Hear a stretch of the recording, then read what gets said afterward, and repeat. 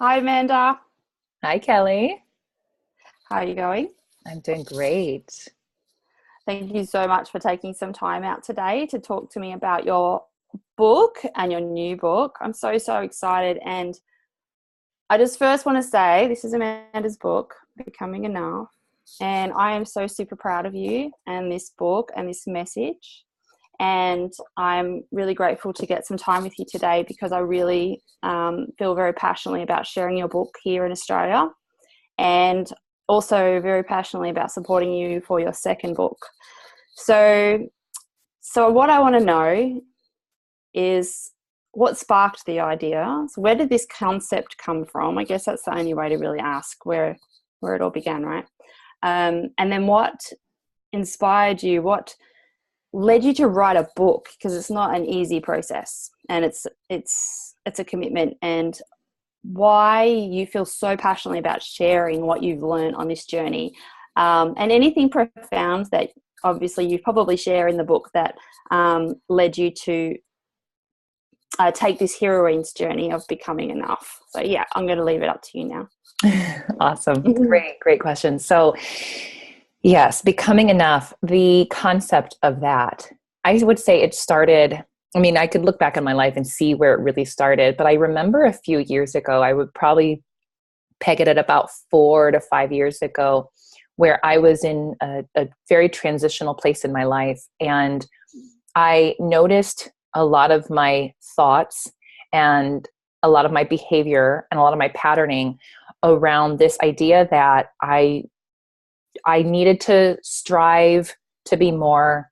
I was constantly reading books to fix myself. I was constantly looking to classes and courses, or mostly books, I will say. I mean, in my life's journey, that was where I went most, but it was, or whether it was working out, or it was, finding what was the next diet that was going to, make me better, or again, how could I live with my highly sensitivity, or how could I live with, all these things. But it wasn't, I noticed that it was all coming from about 4 or 5 years ago. I started to pause and go, all of this is coming from a place of me feeling like I am never doing it right.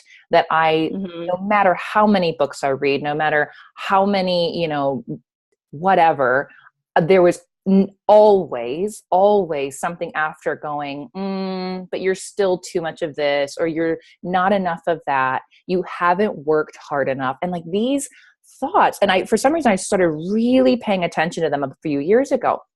And I said, gosh, what is going on here? And at this point in time, I was introduced to a couple of authors that I had not yet read on my journey. I was introduced to Eckhart Tolle and his book, The Power of Now. And I was introduced to a book called The Untethered Soul by Michael A. Singer. And they both had very similar messages. And they were both really about being present, observing what is. And as we observe what is, then we're no longer caught up in the cycle, this pattern of, constantly thinking, constantly critiquing. That was my experience anyway. And I think many people have a similar experience, or some experience of kind of this ongoing chatter, or monkey mind, as maybe the Buddhists would say. And so I started to pay attention to that and become the observer as I read these books and I practiced. And I started to go, wow, I've spent pretty much my whole life, and this was kind of the journey. This was what began the inner journey. Was me Mm-hmm. going, wow, where did all this start from? Or where did all this stem from? And I started to see that my whole life had been about clamoring to be better, to work harder, to study more. Even when I was getting straight A's, I wasn't doing enough because it was too easy. So obviously something was wrong. Like I was constantly Yeah. evaluating and critiquing. So this idea of becoming enough, which I really grappled with, because like when that concept first came to me, and I believe so wholeheartedly that we are here to teach what we are here to learn. Like the reason I am here to share this message of becoming enough is it is my core wound. And I am going to learn it and share it and teach it in a way that is so unique or different than maybe another person would share that exact same message, because I'm going to have my own stories and wounds around it. Well, it became so clear to me that's like, wow, I need to teach this, because just the concept of being enough was really off-putting at first to me. And so that was a big indicator that this is what I'm here Wow, to yeah. share. You know what I mean? Like this was Yeah, my, yeah. I felt like enough. I mean, like literally, I was like, who wants to be enough? Like that sounds lame and boring. And I'm here to like be the best I can be. And I'm here to like be better than everyone else. Right. Those are the stories I was hearing in my head, Yeah. which is what kept pointing me back to this is what I have to learn. And so the book really came out of this, about, after I started to do this self-reflection, I'd quit my job, and I was on this very kind of non-traditional, off the beaten path journey of self-reflection, self-development, really looking within. I took a few more courses, but this time it was interesting. I was doing it because I noticed that I wanted to play more of the observer. So even when I went out in search of new ideas or new concepts, it had a new flavor for me. So anyway, I went on this journey, and over the course of it, I started blogging, and I started sharing these ideas of what it means to be present and what it means to be the observer. And one of the first concepts that I really practiced and became quite, accustomed to living with was this idea of non-judgment.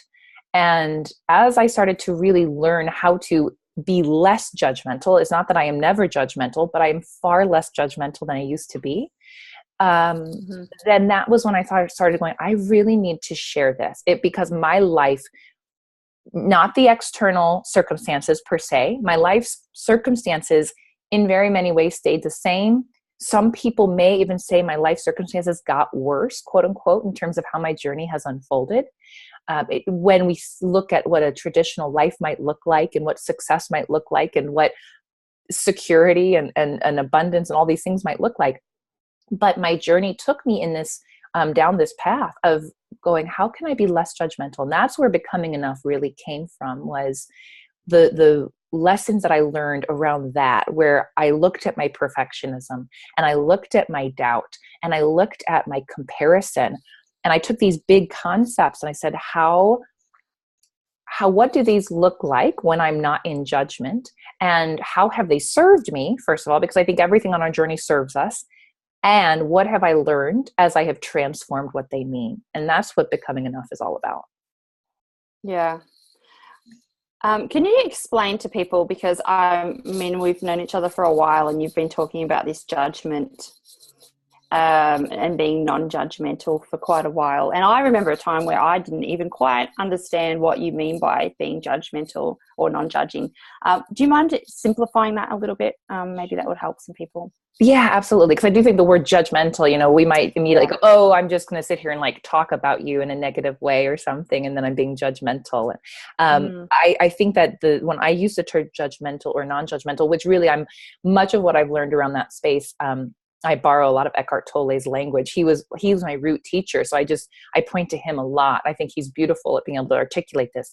But what I've learned for myself and how that has looked is, when I am in judgment, often it's my ego mind, or it is my conditioned mind, or it is the mind that's just constantly running. It's not the core of who I am. That is labeling and having something to say about everything. So whether it is, I look outside like, it's really like cloudy and gray.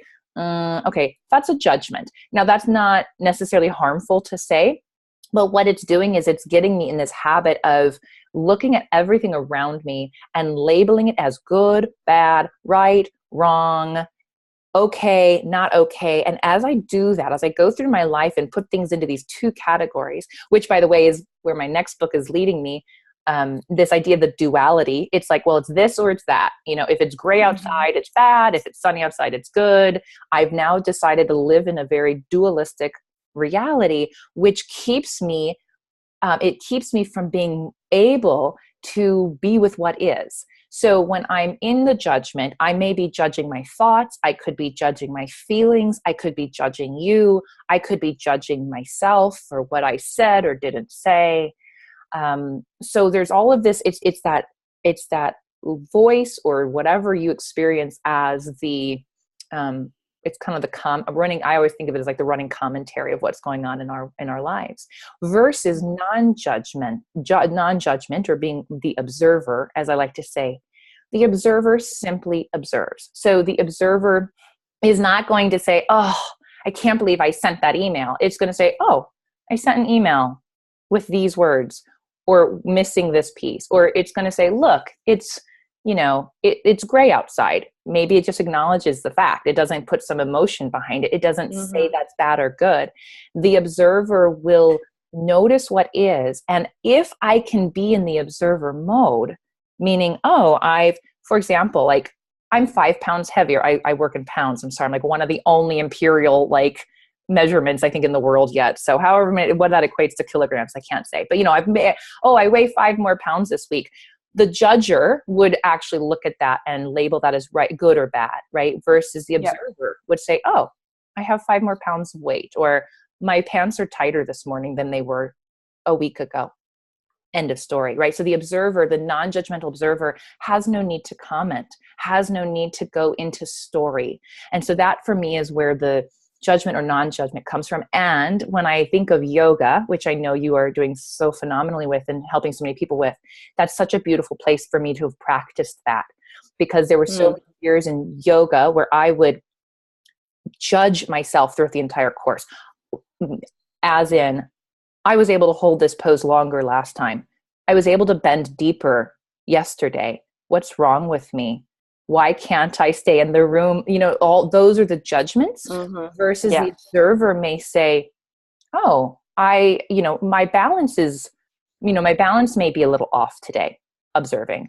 I'm really getting fatigued or tired. I need to sit down, observing, right? So it's purely being in the moment and accepting what is, because for me, the non-judgment leads to acceptance. And that's where the journey takes us, is so that we can learn to accept what truly is at all times. Yeah, no, I love that. In my classes, I often talk about being an observer, when we're settling in or at the end or just in a particular pose. And I always I think sometimes people find it easier for me, I've said, just take a state of curiosity. That kind of is an easier concept than being an observer. So for me, being an observer and the non-judgment and being judgmental and all of those kind of concepts are quite easy to comprehend now, but they weren't before. But so I can totally resonate with what you're saying. But I think that the way you've just explained it will help a lot of people to understand. And then I guess, and then just listening to your definition of that, they're probably listening to you going, oh, and they're judging themselves for being a judgmental person. That totally, by the way, is part of it. I wrote actually in the book even about how on the journey I would become judgmental of my judgments. Like, oh gosh, I can't do everything, So that's totally, if you're doing that, amen. Like, you're there. Yeah. Because I know something Eckhart Tolle said in The Power of Now, and it's just so profound, is that the moment you, and this kind of applies, doesn't, but I think it will, the moment you notice that you are not being present, you are being present. And so I would say the same thing. Like, the moment you notice that you are judging, like, in a way you're not judging. Do you know what I mean? Because you've just pulled yourself out of it. So I think that's brilliant. Even if that's the first step, is to go, wow. And that was the first step for me, was like, can I even start to observe all of the judgments that I have in life, right? Because that's part of, anytime we can be more curious, and I love that word. And I would actually say to turn our criticality into our curiosity is that switch, right? It's being no longer going to be critical of what's happening. That's for me, at least, because that's how I operate. That word resonated. But curiosity is the key. Can I just get curious and go in and go, what's going on here? That's interesting, right? Yeah. Yeah. So tell me, I did have a question. So what are some of the key messages that you would like to share from your book? So somebody that hasn't got a chance to read the book right now, if you wanted them to see this video and, the one thing that you would like to tell them about what you're trying to portray in your book, what would that be? Mm-hmm. I think the one overarching message is that everything that we are looking for outside of ourselves is already within. And that goes with I love it. everything. And so if we're sitting around here, again, looking to be perfect, for example, that was one of my things that may be yours. It may be, may not be, but that was one of mine. Like, oh, I need to be perfect. What I discovered on this journey was that by me trying to get it from outside of myself, being like, how I looked, how I dressed, how I, excelled at school or whatnot, or jobs, career, etc. What that did was it actually kept me from seeing the true perfection within. And so I would say that with anything, if you feel like you need to be loved, when we go to doing that outside of ourselves, we keep ourselves from that within. And so the book really takes you on the journey of, well, then how do we discover it within ourselves? But to me, that is the journey that we're all on, is to find that within us that we are so looking for outside of ourselves all the time. Mm-hmm. And so would I be correct in saying that becoming enough is still a process for you? For sure. It is an eternal journey, for sure. Yeah. Yeah. Yeah, I think people get quite often hooked up on the end result, don't they? They're like, I still don't feel enough. I don't feel enough. But it's about being in the journey. Am I correct? Yes. Oh, absolutely. It is the goal of becoming enough. Can you clarify, maybe? Absolutely. No, I think you're saying it correct. Yeah, it's absolutely. It's not about the end. If there is no end. And again, there's a chapter in the book I talk about this, because if the reason, and this was part of my journey as well, because I at one point thought, okay, I need to do X, Y, and Z, right? Become enough, learn how to become present, do all these things so that I can make more money, have better relationships, have a better body. Like if that, and I'm not going to, that thought probably is happening, because I think that's the culture we live in and that's how we're born and raised. But what I've learned is that as we can remove that, the I'm expecting to get something from this, meaning there's an end goal I'm going to achieve, we're going to be so much happier. So no, for me, becoming enough, which is why it's becoming, it's this ongoing, yes, I can say I am enough, and that is also true. And this is an ongoing journey to continue to peel back layer after layer after layer, because we can always go deeper and there's always something more to reveal itself.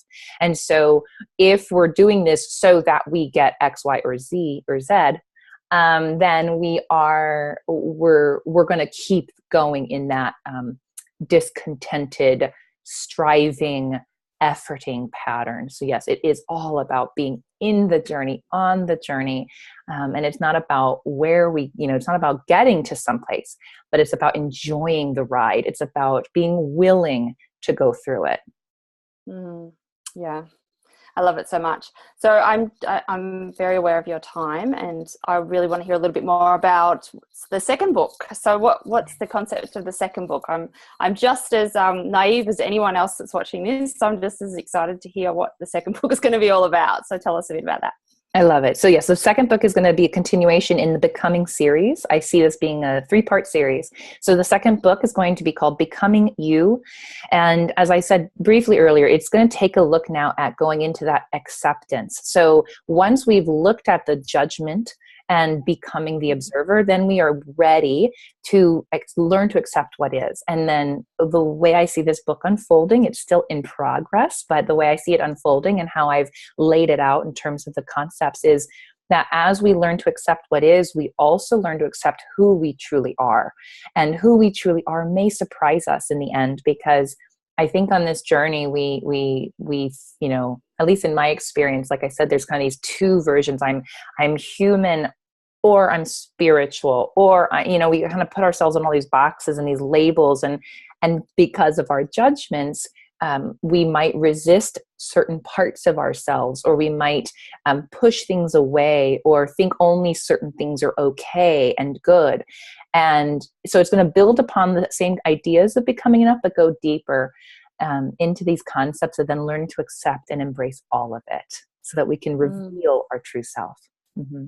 Great. And what about the third book? So Oh where does gosh. that So then lead the to? third book is going to be all around non-attachment. So we're going to then Nice. look at how we really release. And I will tell you, I mean, I know that's as much as I know, but the beautiful thing about when I write these books is that I need to then learn the lessons that I'm going to then write about. Mhm. And depending on where I'm at in my life, the book becomes flavored with that, but it will be around non-attachment and the idea of letting go and Yeah. releasing our hold and our grip on things and on ideas.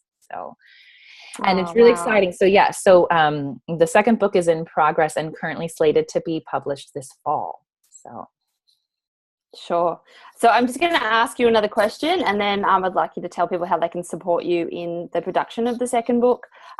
So I just wanted to find out, what's the biggest difference you found in your life living in this new becoming enough state of being prior to before this discovery? okay, and it's one of those things where, like, if you don't know a person before and after, it's really like, oh, how do you know? But I could tell you my life experience has shifted dramatically, mainly around I was, for most of my life, probably for like 30 plus years of my life, very, I would say, stressed out, uptight, like wound up. I mean, I could feel it in my body. I could feel it in my mind. I was constantly worrying, stressing. If it wasn't that I was going to be late, it was that I wasn't going to get something done on time. If it was, I sent the wrong message and I should have said it differently. And my entire life felt like this, uptight, really tightly wound spring that was, and I would explode. Like, I mean, I would have outbursts. I would throw things. I would, these things happened. In the past, I'd say 3 to 4 years, I don't experience that anymore. I mean, yes, I will be driving and someone, cuts me off. And yes, I may still have a reaction. I mean, I'm a human. I'm going to still react. I do have emotion. I still feel anger and I still feel sadness. But there is not this ongoing, wound up, anxious, stressful energy. It doesn't exist anymore. I show up when I show up. I send things when I send them. I get things done when I get them done.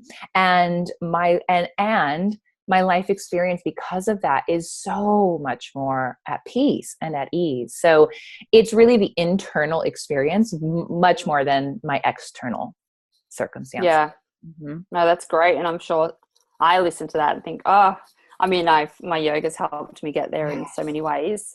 But yeah, just that hypervigilant, anxious, wound up, to do state of being that we all live in, that just, being free of that sounds really nice. And I really didn't think it was possible, I'll be honest. So yes. And it's not, like I said, it's ongoing, but it's not, I don't feel like, oh, I have to do it. It's just, oh, sure, I'm going to keep working toward that. Yeah. Yeah.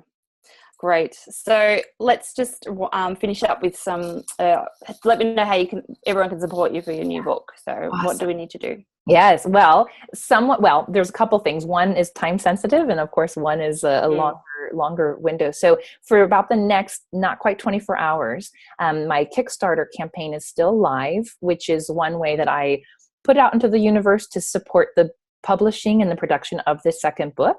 I made it quite a large goal because I have big dreams for the second book. I want to do it right, and I have a publicist that who's waiting for me to be ready, and I have other goals in terms of marketing and book tours with this second book. So anyway, the Kickstarter would be the one immediate way to support it, and if you do pledge your support within the next 24 hours, then you would also get a copy of the book or my current book or both, depending on what you choose as your reward. So if you're thinking, gosh, I'd love to get a copy, well, this would be a great way. And I'll mail it all the way to Australia when it's ready to be mailed. So you'll get your signed copies then. So that's one way. And you can go to my website, which is amandajohnson.tv/Kickstarter. And that'll take you straight to the page. And then long term, if you're watching this video after that time frame has already passed, certainly just keeping an eye on when that book is released or getting a copy of my first book so that you're ready for the second book to come out. And then you can always purchase that one at that time. Great. So I'll put all the details with this video anyway. And for those of you in Australia that do watch this video, I do have copies here currently that I can get to you, and I'm certain we can get more between Amanda and I. So I'm really super, super excited to have been able to talk to you about this today. I'm a big fan. Love you heaps. And I will let you get on with your day. So thanks again for sharing some time with us. Thank you. So much. It's been a pleasure. Thank you so much. Take care.